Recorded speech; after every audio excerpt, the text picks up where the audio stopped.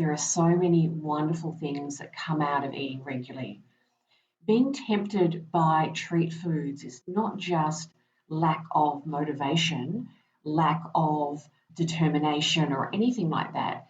If you have some physical hunger, your body's going to drive you to eat high energy foods because it wants to stay alive. So we want to be feeding ourselves regularly over the holidays, great regular small meals. I'm going to talk more about the treat foods and celebration foods in a minute, but just know that eating regularly is going to be a really important thing to focus on if you want to stay on track and really be confident over this period. Welcome to the Bariatric Nutrition Coach podcast, where we empower you with weight loss surgery, nutrition knowledge, mindset advice, and inspiration so you succeed in your weight and health journey. I'm your host, Jane Stoltz, and I am a bariatric dietitian who has helped over 1,300 people on their weight loss surgery journeys. I'm also a solo mum, lover of long walks while listening to podcasts, partial to a glass of wine, and the ocean is my happy place. Join me as I dive deep into bariatric nutrition and lifestyle topics and deliver them to you in bite-sized, palatable episodes every Monday. Now let's go. Hello everyone and welcome to this week's episode of the Bariatric Nutrition Coach podcast, and also for the last episode for 2024. I'm going to be taking a bit of a break from the podcast, but do not worry, I'm going to be back with a bang in 2025. I've got some amazing guests coming on, more clients coming on, and some amazing topics that I'm going to be chatting about. So the topic I'm talking about today is staying on track over the holidays after weight loss surgery. And I've chosen this topic because it's obviously very timely where we are in the year. And it comes up around this time every year when people start really sharing about maybe the holidays, different holiday celebrations coming up, going on longer holidays, and feeling stressed about how they're going to navigate their holiday after their bariatric surgery, stay on track and feel good.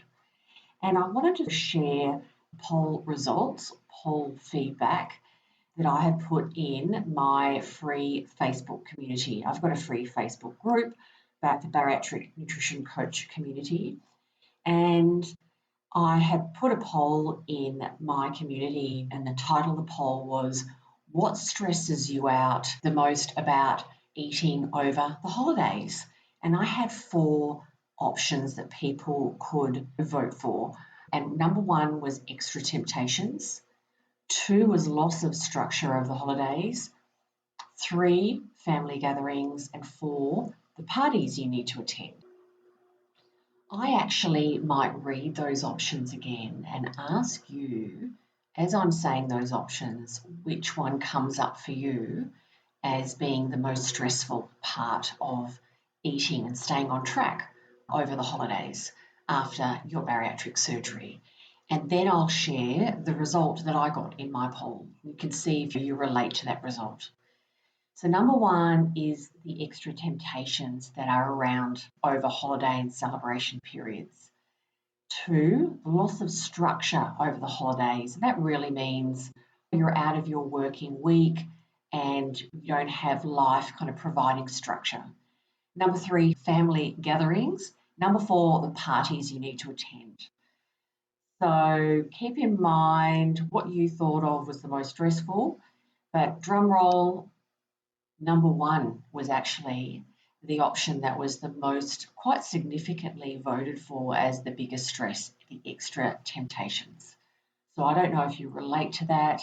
Everyone's different. We are going to talk about that and more in this podcast because I have 3 tips for you to take into your holiday periods to stay on track, to really approach them mindfully and really feel confident that you're still in your zone, you're still on track during your holiday and celebration periods. So I'm going to go through these 3 tips now. Tip 1, And if you listen to my podcast a lot, if you listen or watch me on Instagram, in lives and in my reels and all the things that I do online, you will not be surprised by this first tip.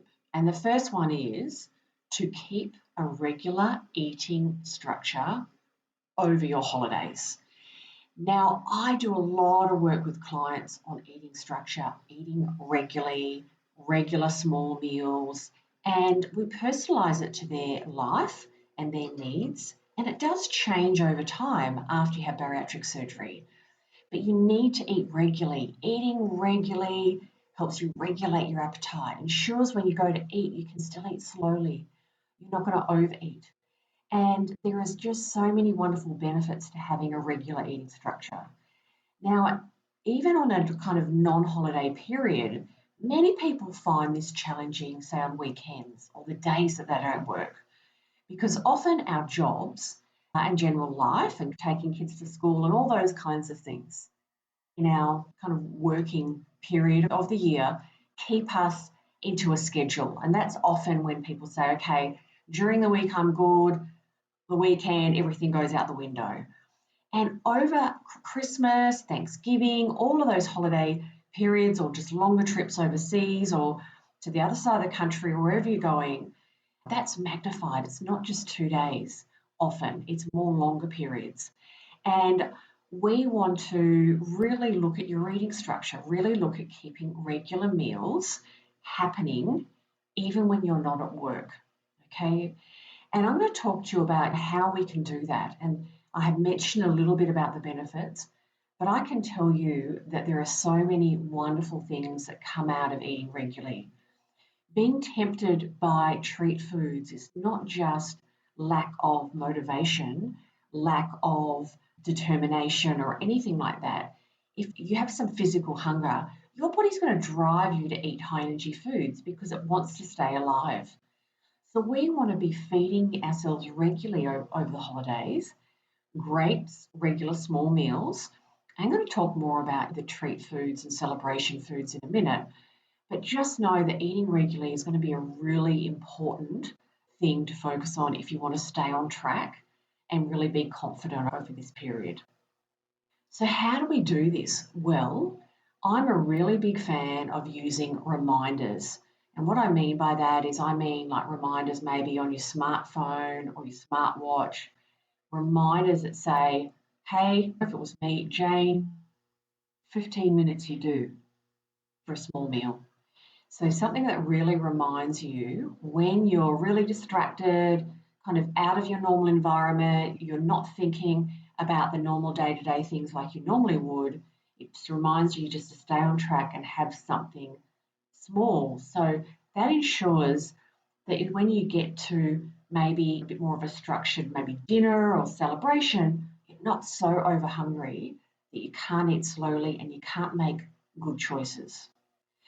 So part of also eating regularly is a little bit of planning ahead. And when you're on holidays and maybe you're doing car trips and visiting relatives and friends, and you don't know how long sometimes until you're going to eat, you don't know what the options are there, you can take something with you as backup. And sometimes things like the protein bars or a high protein shake can be great when you are traveling and there's a period of not knowing if you're going to be able to eat regularly. So having something on hand and things that are really easy and travel well can be a great thing to do. But reminders are going to be really key. Those reminders, and I love putting them on 15 minutes before you're due to eat because that 15 minutes says, stop drinking, the meal's coming up soon. Do you have to eat exactly in 15 minutes? No, you don't. But you can be wrapping up what you're doing, you're kind of touching base with how you're feeling, and you're preparing to have a small meal or snack in the near future. So tip 1 was keeping a regular eating schedule. Tip 2 is about going to events prepared. I call it having a game plan. So during the holiday period, you're visiting people, maybe going to parties, there's Christmas parties, there's things for Halloween and all of those things, Thanksgiving, all of those things. And We can be going to a lot of different events and we don't always know what's going to be on hand, but sometimes we do have an idea of what's going to be on hand. I really recommend that you go to an event that maybe is going to be a whole lot of different foods that are going to be really, really tempting, that you actually go to that event but have a high protein snack before you go. Because often you don't walk and eat straight away. It can often be more brought out a bit later, or it's more of a kind of a buffet type of situation. It is great to go not starving because then you are more able to make better food choices. And it's also great if you're going somewhere like a family member's house and the kinds of foods maybe that are there and you might want to take something with you. It's a really good option for you, but would contribute also to the food that's being offered. And my other tip is obviously get in quickly because often people say, I take things and everyone ate it before I've got my portion. Have some of that nice, lovely food that you brought because it's really going to meet your needs and take that so that you've got some great options for you. It doesn't mean, and I'm going to talk about tempting foods in a minute, it doesn't mean that you can't have any of those tempting foods. They're really good options on our plate. So being prepared, having a game plan, thinking about how you're going to manage that eating situation before you go. And that also can include alcohol. So if you are going to drink some alcohol, you can have a plan of how many glasses of alcohol are you going to have, and before you're actually drinking, how many do you want to have? Do I need to take something with me as well that is a good non-alcoholic option? So taking some options to support you in that event, going prepared and really kind of, going in with that game plan, I think can really help. It helps the part of you that maybe is a bit stressed and feels out of your comfort zone because you're going to different places. There's a lot of unknowns. So we can take some things and be prepared and know that at least we've got one good option for us and that we know how we're going to manage the different situations. So that is tip number 2, is go to events prepared. And this last tip is about, I'm calling it, be clear on how to tackle treat foods. So those treat foods, celebration foods, all these foods that are coming more into your environment that are very enticing. And that is something, those temptations are what many people find very stressful because they don't feel confident on how to manage these tempting foods. So I'm going to go through 2 different parts to this on how calling be clear on how to tackle your treat or tempting foods. The first one is about how to manage, say, your home environment, or if you're away and you're in an apartment or a hotel or somewhere like that, as much as possible, keep those tempting foods out of your own environment. So that means if somebody offers you to take leftovers home from an event, you can say, oh, thank you so much, but I don't need them, thank you. You can give them to someone else if you feel like you're obliged to take them. If there are options, taking home some of those foods that are really good for you and less tempting, and not having things laying around such as the chocolates, the bowls of chocolates and nuts and those things. So we want to keep our environment as less tempting, as less temptation foods coming in. Because often people might come to visit you and they bring things and you can often, send them home with that person or manage it so you don't have them left in your house. So that can be a really good thing to do, and hopefully not being rude or not saying you don't appreciate what they've given you, but we want to keep your home environment as supportive as we can for you to stay on track, okay? So that is one aspect. But this other aspect that I want to talk about in this tip is really important, and I'm going to talk about how do we manage when we go to an event, we go to a party or a celebration, get together, and there's some temptation foods, treat foods. I'm going to talk to you about how do we have some of them. How do we have, and we don't feel left out, we don't want to feel, and I never want my clients to feel like they can't have any. When you feel like that, when you feel deprived, and you can't participate in that celebration, you can't have some of those foods, that you really love at this time of year or for that celebration, you're going to feel really deprived and you won't be able to stay in that space for a long time. That's dieting. You're going to bounce into an overeating cycle at some point. Overeating, you'll eventually say, I can't do this, and I just eat a lot of something. So I want to talk to you about how can you have some of those treat foods, those temptation foods, those celebration foods when you're at an event. And so I'm going to paint the picture of how we do this at different types of events. Now tell me, is this you? You have had your bariatric surgery and you're feeling lost, you're lacking support and you don't know what to eat and when. Or you may have noticed after your surgery, your hunger and cravings have started to return and you are scared you won't reach your goals. You may have had some weight regain and you want to stop the weight regain and lose some more weight. You may be pre-surgery and you want support to be fully prepared for your weight loss surgery journey. If any of these sound like you, then listen up.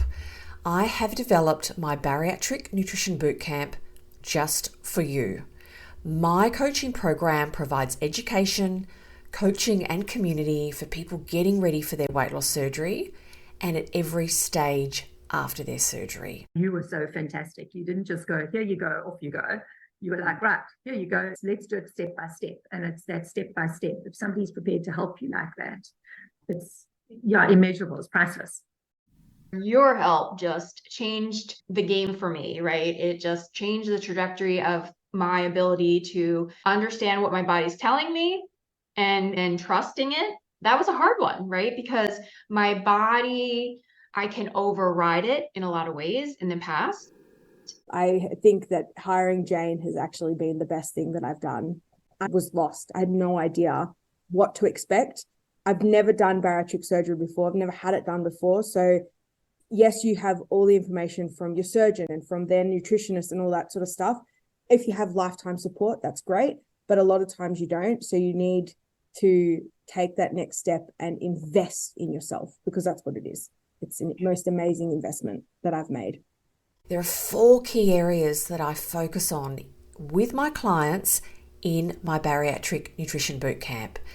One is the bariatric nutrition basics. You will learn what and how to eat so you feel satisfied, reach your protein and fluid goals and have less cravings, and know how to manage your hunger in the future. Meal ideas and meal planning. You will learn to plan meals and snacks that you like, so you have great options on hand when it comes time to eat. Also, we focus on mastering weight regain habits, identifying any habits that are stopping you from reaching your goals and create manageable strategies to get back on the straight and narrow so you can manage your weight for the rest of your life. And also, I focus with my clients in my Bariatric Nutrition Bootcamp on learning to trust your body and food.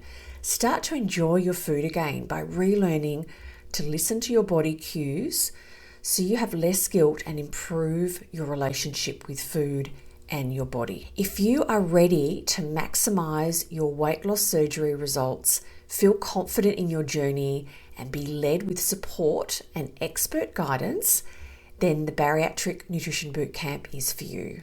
If you would like to know more about my coaching program, check out the link in the show notes. So you can have a sit-down meal, you could be at a stand-up event where there's food going around, you could be at a buffet. And so I'm going to talk about those different situations.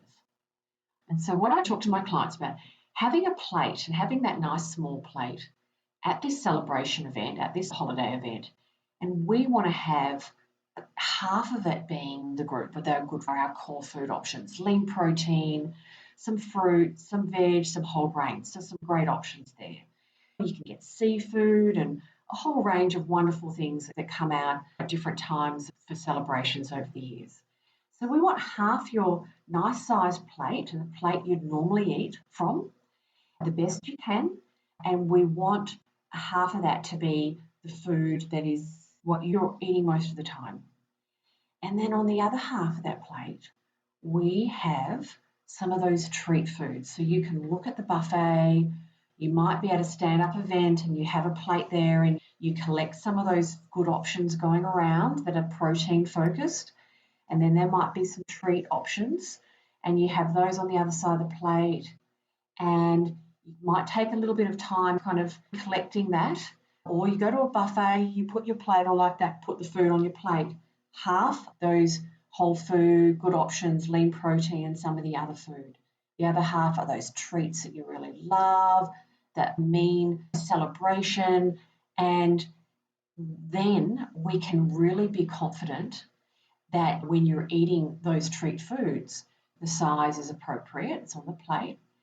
I want you to eat mindfully. I want you to take small bites, chew well, eat slowly, and really savor every bite. And say to yourself, I can have some of these foods, I just have them in moderation. It is quality, not quantity. I'm participating, I'm not being left out. It's okay, I can have some of these treat foods. You really enjoy it. And you eat slowly and you stop when you're satisfied. And then there's no guilt. There's no off track. There is just, I've really managed to enjoy the celebration, be part of the celebration, not feel deprived, and really enjoying my time. And that's where we want to get to. That's the goal. So we want to protect your environment from treat foods, temptation foods as much as possible, because that can be when you're at home relaxing, walking past a bowl of chocolates that are calling your name, or they call my name if I walk past a bowl of chocolates, and we don't want them there. They are not going to be supporting you. So we do the best we can in our environment. And yep, sometimes you may be staying in other people's places, in environments you don't have complete control over. You just do your best. And then when you are in a celebration or a party or a get together, you look at putting your food on a plate and eating it in a period of time that's like a meal. I really advise against the kind of grazing and nibbling eating pattern. It can be really have a little bit here, have a little bit there, and then over 2 hours, you've eaten much more than you need. So sometimes there's a buffet and it's sitting there for ages, or people just help themselves. You might say, okay, well, now is my time to eat. You get everything that you need. You're listening to other people, you're contributing to conversation, but you're still very mindful on your own eating. This is your eating time, listening to your body, and then you've finished your meal. So even when you're sitting down at a restaurant, you can order a good option. You can be really aware of how much you're eating, especially if you want to allocate a little bit of space for some of that treat food. That's that food that you really want to enjoy. And then the leftovers, you encourage someone else to take home. So I hope this third tip answers the questions and gives you some ideas of how to tackle the temptation treat foods during the holiday periods and the holidays. So that's actually, before I get to my main message, let me just recap the 3 tips because I like doing that. Then I'm going to talk about my main message. Tip 1 is keep your eating structure, eating regularly over your holiday period. It is so valuable. Number 2, go to events prepared. Go with a game plan. Go with a good option. So there's at least one thing that's going to be really good for you and keep you satisfied and give you some good protein. And number 3, which I spoke at length about, which is really be clear on how to tackle treat foods. Try and keep them out of your house and your environment as much as you can, because they seem to just come in the door all the time at that time of year or different celebrations. And the second part of that is how to manage when you go to an event and have some of that treat food. Really enjoy it. Every mouthful, you savor it, and you let yourself know you can have some of these things. You're not being deprived. You're really part of the celebration, and it's about quality, not quantity. So you have exactly what you want on that side of the plate. Exactly what you want. So that are the 3 tips. Now I want to talk about, I called it on my notes, my main message. My main message really is about relaxing and enjoying yourself. Having a few things to focus on over the holiday period to stay on track, but really know these are small parts of the year. And it's about relaxing and enjoying yourself, having some of your favourite foods. And I want you to leave events with no guilt. I want you to feel really free and confident around food. Can that take time to get to? Yes, it can. You might be listening to this and saying, Jane, I am nowhere near that yet. That's okay. You can get there.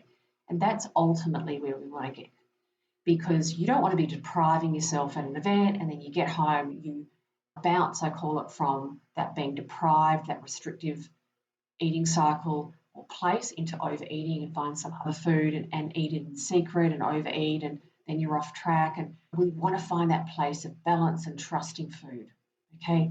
But it takes time. So it's what we do most of the time, and this is a small time of the year. It is not about being perfect. It's about relaxing and enjoying yourself. And what I also love about holidays and the holiday period is often people are more active. You can be getting out and about and doing walking or playing games on the lawn with the kids and or grandkids and a whole range of things, and that's really wonderful.